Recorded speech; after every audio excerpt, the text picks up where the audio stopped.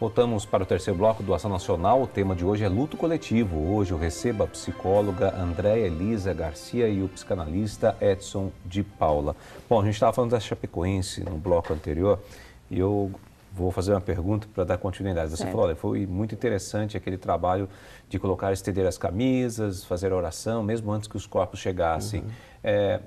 E aí fica uma pergunta que muitas pessoas também falaram a respeito disso. Olha, mas não fizeram um certo, demasiado escândalo. Escândalo não é a palavra correta, como é que posso falar? Espetáculo, vai. Espetáculo é a palavra mais correta, vai. Em relação àquilo, usaram muito a imagem de forma muito assim grotesca e ficar explorando aquilo o tempo todo, e a mídia ia e voltava e falava, e a mídia colocava de novo, é o avião que levanta voo, é o avião que pousa, enfim, se tornou uma coisa muito mais espetacular do que, na verdade, um velório.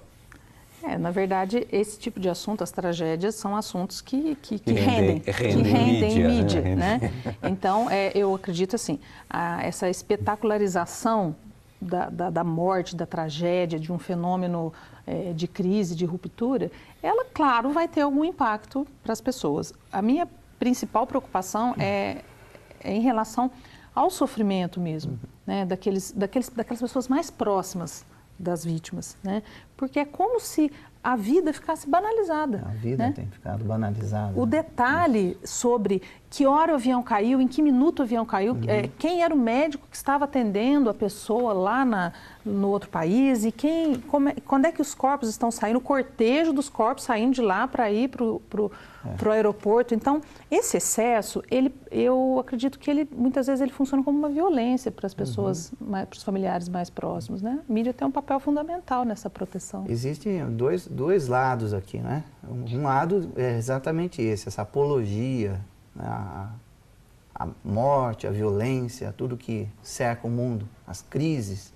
E a mídia se alimenta disso realmente.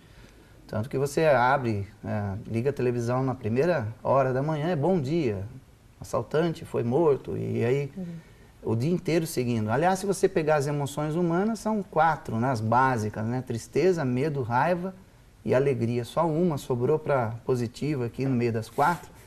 Então, eu acredito que somos seres emocionalmente negativos. Esse apego ao negativo, esse apego à melancolia, né? Isso faz parte do luto. E, por outro lado, existe também as leis das teorias sistêmicas, que dizem que tudo precisa ser reparado. Então, a lei da ordem, o que vem primeiro, o que vai por último, a lei do pertencimento, todos têm direito a pertencer, e pertencer ao ritual, à cerimônia, a estar grupo, presente, né? A estar ali. E a lei do equilíbrio, o equilíbrio de dar e receber. Então, quando um evento como esse é montado, numa proporção até apoteótica e midiática, você coloca aí a homenagem, o aspecto da homenagem à vida. Eu acho que isso é importante, enaltecer a vida. Muito mais do que o processo de luto ali, nós estamos enaltecendo a vida, homenageando em vida os nossos heróis. Isso é muito importante. Eu estou devolvendo a eles uma homenagem, prestando a eles ali a minha reverência, a minha admiração. E isso repara o sistema. Quando nós falamos de luto coletivo, é importante dizer que o primeiro grande luto coletivo foi o Holocausto. E o Holocausto levou 70 anos para ser reparado. Até 1990, a Alemanha ainda patinava nas negociações, muitas pessoas não acreditavam, por incrível que pareça, que o Holocausto havia acontecido. Então, somente em 2015 houve o aperto de mão ali, o perdão e toda essa reparação. Em outras situações, o luto coletivo, o reparo é muito mais rápido. Por exemplo, Torres Gêmeas, nos Estados Unidos. 2001, acidente. Em prazo de 10 anos, punimos os culpados, indenizamos a família e montamos um memorial, uma torre maior do que as outras, ainda para simbolizar o quê? A vitória da vida.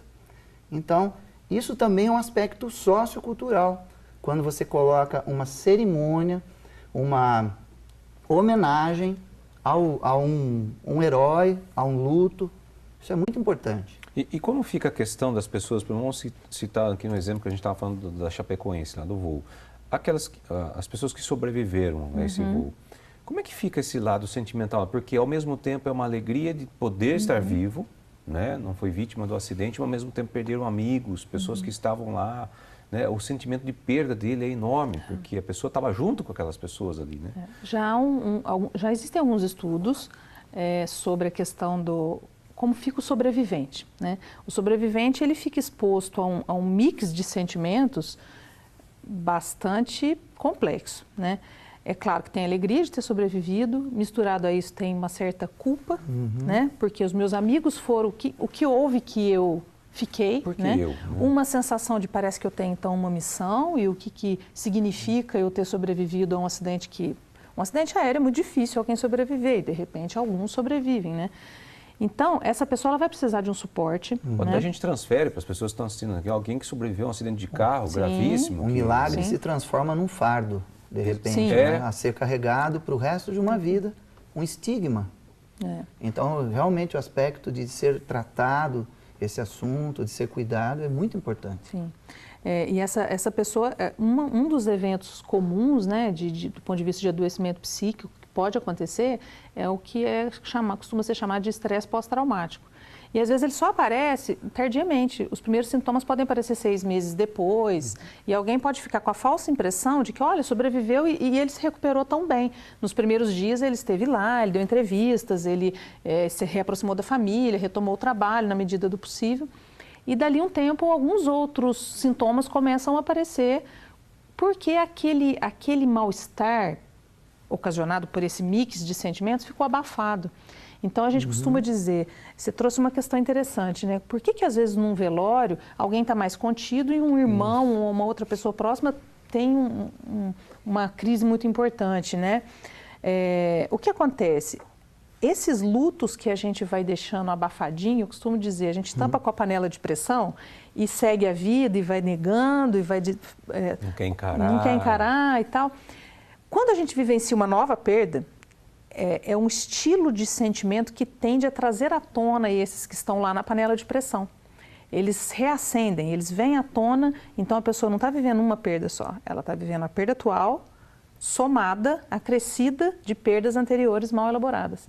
Então é um tipo de sentimento que é um tipo de fenômeno que realmente fugir dele e evitar entrar em contato e evitar se engajar nesse processo de tentar enfrentá-lo, de tentar elaborar, ele vai trazer alguma consequência não muito boa no futuro. Como enfrentar isso, gente, diante de assim, a gente tentar ajudar uma família, uma pessoa que está lá tentando amparar? O que dizer para alguém num momento desse que está numa situação dessa, né? Ou que perdeu alguém muito querido, de repente. Você precisa apenas amparar essa pessoa e se colocar à disposição dela. O que eu posso fazer por você? Acho que é a grande questão. Né? Você quer chorar? Você quer receber um abraço? Quer que eu fique em silêncio? O que eu posso fazer por você nesse momento? Acho que a grande pergunta que deve ser feita é, ao invés de condolências, sentimentos, ou querer dizer o que eu posso fazer para te ajudar nesse momento. Porque as pessoas muitas vezes não precisam fazer nada, apenas o silêncio já ajuda. A companhia. A companhia da pessoa. Então, estar ali consternado, estar ali próximo, dando qualidade à sua atenção. E outra coisa que é importante também, muitas vezes, é que existem algumas situações também em que as pessoas elas continuam vivendo o luto por muito tempo na sua vida. É o que nós chamamos do luto patológico. Luto complicado. Luto complicado, em que essa pessoa, inclusive, começa a ter algumas alucinações em alguns momentos. Ela tem insônia, ela não consegue se desapegar daquilo, ou muitas vezes ela se refere à pessoa que morreu como sendo viva ainda. Ela não quer conversar sobre aspectos de herança ou com a família, ela acaba se isolando. Então, existem N situações aqui. Não quer desmanchar o quarto. Não quer desmanchar o quarto, quer manter aquele ambiente. Famílias que manteve a casa da pessoa. Exato. do jeito perfeito, que está, do jeito que era. não deixa ninguém entrar na casa, não aluga a casa, ou permanece o carro, o fusquinha na garagem. Como cheguei a ver umas como histórias se, assim. se a manutenção desses elementos concretos minimizasse a dor do fato da pessoa não estar ali. Atua até como um símbolo psíquico, né? Um símbolo, uma representação de algo que precisa ser mantido na minha vida, mas que eu não me desapego. Então, porque eu tenho um ganho, muitas vezes, secundário ou primário com aquilo. Eu ganho algo com aquilo. Aquilo me sustenta ainda. Mas isso é bom ou ruim, gente? É realmente um fator algo que a precisa ser ser elaborado. trabalhado. Algo a ser elaborado. Eu concordo com o Edson que a gente tem que tentar resistir à tentação de achar uma saída rápida para o luto. E achar que tem uma receita de bolo e que eu vou chegar assim e com essa pessoa eu faço assim, com essa eu faço assim. Aí não é matemática, 1 mais 1 não é tem, 2. Não. né? Afinal, as vivências são muito particulares e algumas pessoas elas vão ser ajudadas no silêncio, na companhia, na escuta, em fazer uma oração. Pode ser que seja essa a saída dela, né? Eu já estive atendendo familiares de pacientes que tinham acabado de falecer no hospital e pacientes terminais, muitas vezes, e que a pessoa dizia, você pode fazer uma oração comigo? Né? Então, é meu papel como psicólogo, posso entrar numa grande discussão sobre isso, se é ou não é o meu papel. Mas naquele momento eu acompanhei a oração junto com ela. Era o que ela queria. Aquilo, dentro da crença dela, era algo que ia trazer um conforto naquele momento, né? Independentemente da crença da pessoa. Então, o que é importante é assim, no caso dos lutos coletivos, existe novamente, algumas características particulares, né? Muitas vezes, quando assistimos na televisão uma tragédia, alguns profissionais que já atenderam em situações semelhantes têm uma tendência, eu vou lá ajudar, né? Ou até uma pessoa voluntária, querendo fazer um trabalho voluntário, bem intencionada, eu quero ir lá ajudar. Eu vou me deslocar até lá e eu vou lá fazer um trabalho voluntário. Quem escreve sobre lutos coletivos e tragédias costuma dizer o seguinte: a gente tem que tomar cuidado. Existem regras, existem algumas diretrizes para atuação em diferentes contextos que às vezes você vai lá para ajudar, você acaba provocando mais problemas para quem está lá. Às vezes não tem água, não tem onde dormir, né? Houve uma tragédia, uma catástrofe natural, as casas foram levadas, tem muitos desabrigados e vai alguém lá para ajudar. Ele é mais um problema naquele ambiente do que uma ajuda. Então, você precisa se preparar se você quer fazer uma ajuda nesse sentido. Você precisa se informar, tem regras da Defesa Civil, tem regras das agências, a ANAC, a Agência de Aviação, né? Ela tem regras para fazer atendimento a vítimas a familiares de acidentes aéreos. Então, existem normativas para isso no mundo, né? Guias para isso no mundo. Então, embora a gente tenha que ter sempre uma atitude empática, né, com aquele que está vivenciando a dor, é importante ressaltar que nas situações de luto coletivo a gente precisa se informar para poder saber como ajudar. Como agir. Além do que, em situações de grupo, tudo se potencializa. Sim. O grupo ele potencializa todos os aspectos, sejam eles negativos ou positivos. Tudo torna uma proporção maior quando é coletivo. Então precisa também saber lidar com o grupo. Esse que é o grande ponto. Perfeito. Bom, esse é o Programação Nacional, estamos falando sobre luto coletivo, nós vamos para um rápido intervalo e voltamos já.